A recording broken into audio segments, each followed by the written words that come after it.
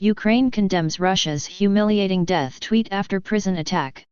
Ukraine has labeled Russia a terrorist state after Moscow's UK embassy tweeted that Ukrainian Azov battalion soldiers deserved a humiliating death by hanging.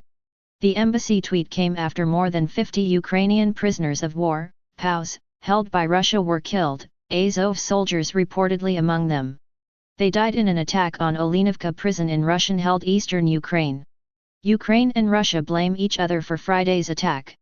Twitter acknowledged that the post from the Russian embassy violated the social media company's rules about hateful conduct, but added that it may be in the public interest to keep it accessible. Besides the Ukrainian government, many other Twitter users voiced outrage at the tweet. The Olenivka prison camp is controlled by the Russian-backed self-proclaimed Donetsk People's Republic, DNR. What happened there on Friday remains unclear.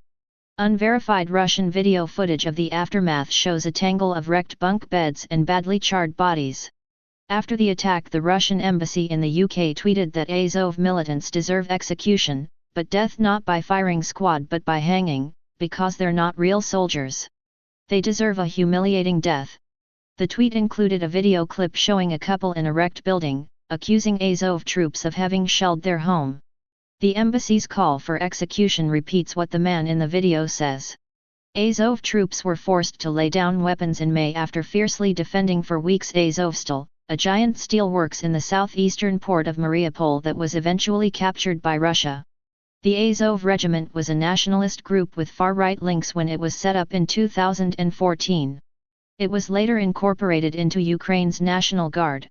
Russia has long accused the regiment of being neo-Nazis and war criminals, as part of the Kremlin's propaganda campaign to justify its invasion of Ukraine on February 24, 2022. Andriy Yermak, Ukrainian presidential chief of staff, wrote on Telegram that Russia is a terrorist country.